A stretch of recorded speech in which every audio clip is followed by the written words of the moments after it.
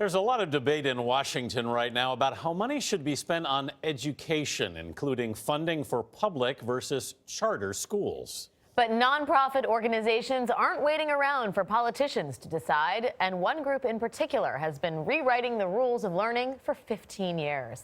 Jamie Wax is here with the 411 on the organization 826.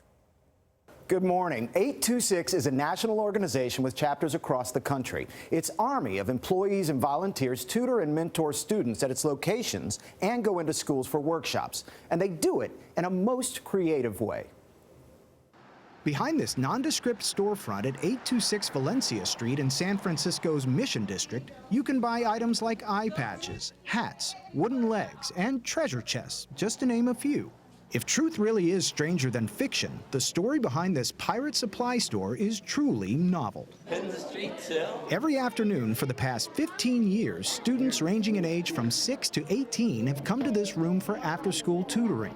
Volunteers help students with their homework and a whole lot more. There are lots of after-school tutoring programs. There are lots of foundations and charities. What sets 826 apart from the other programs? What sets us apart, I think, is this idea that education can be fun, that writing can be fun, that it can be a way to engage young people in their educations by giving them the power to tell their own story. Gerald Richards has been CEO of 826 National for 6 years. I remember being in a meeting where someone said, "Oh, this is a boutique program." And I was like, "Oh, no, that's not what we are." Writing is a powerful, active activity. And I think we find a lot of people like, "Oh, kids need to read." I'm like, yes, that is without question. But they also need to know how to write. And they need to know how to write well. Their time and their interest. Author Dave Eggers described the origins of 826 Valencia in a 2008 TED Talk. When I moved back to San Francisco, we rented this building. Eggers, who had rented the space to publish a literary journal, wanted his staff to devote afternoons to help underprivileged students in the neighborhood. Everything was great, except for the landlord said, well, the space is zoned for retail. You have to come up with something. You've got to sell something.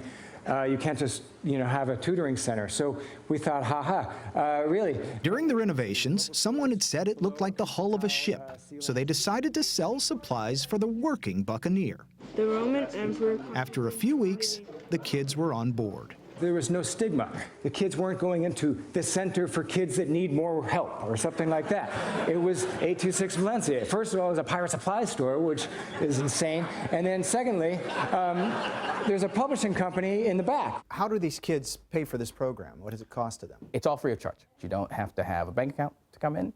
We want to make it as easily accessible to young people as possible. Today, there are 7 chapters that they say serve 32,000 kids across the country. There's the Time Travel Mart in Los Angeles, the Secret Agent Supply Company in Chicago, the Detroit Robot Factory and Robot Supply and Repair in Ann Arbor, the Magic Supply Company in Washington, D.C., the Superhero Supply Company in New York, and the Bigfoot Research Institute in Boston. What have you seen as far as changes in kids that have gone through 826? The big thing that I see is changing confidence. Jessica Drench is executive director of 826 Boston. There, as with the other stores, you can buy books written by the students. So this is a collection that our after-school kids published with us a couple years ago. I rate today a -1000, inspired by Diary of a Wimpy Kid by Jeff Kinney. And Jeff Kinney wrote the foreword for the book. Oh, wow. He came to visit the kids and came to their book release celebrations. And at the end, they see their work is celebrated by a wide audience, even outside of their immediate community. Would you say this place changed your life in a big way? Oh, absolutely. Boston native Edwin Gonzalez's work with 826 helped him land a scholarship to Brandeis University. He's now a program and development coordinator here. Is part of being here a desire to pay back what you received?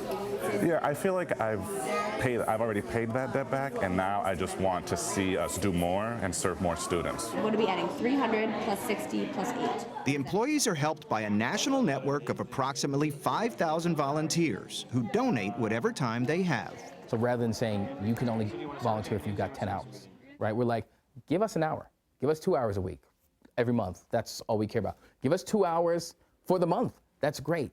We want more, but trying to make it easy enough for the volunteers so that they keep coming back. How much fun is it when you get to go to these centers? Oh, it's amazing. Tatiana, can you please reveal the secret door? At the superhero store, there's a secret door. All right. like as if you were in the Batcave, right? And you have to go through the secret door, and the kids know where the secret door is, and the smile on their faces as they open this creaky door and shuffle in to do writing, right? It's nothing like watching that happen. Who has a first sentence for our story? On the day we visited, a class of 5th graders from PS 230 in Brooklyn were on a field trip writing a book. If there's a cliffhanger in a story, what does that mean? They came up with the tale of Garby the Garbage Can and its friends. So Garby was a nice, bold garbage can. Which was printed and bound for students at the end of the writing session. What's the goal, ultimately, of this organization? How big do you want this to get, and what do you ultimately want to do? I usually joke, people tell you I'm like, world domination. What a plot twist. Wouldn't have seen it coming. I think there's a simplicity to what we do that allows this to go pretty far. I mean, I think we could be in every city in the country. We could have an H26 in every city on the planet. So the sky's the limit.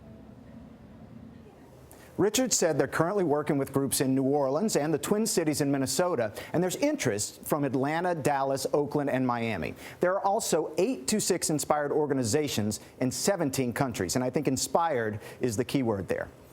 Jamie Wax, thank you, Jamie. Such a great organization. I've been to that one out in California at Valencia Street, and it's like the most fun. You want to spend all your time there. I love the idea of the secret door.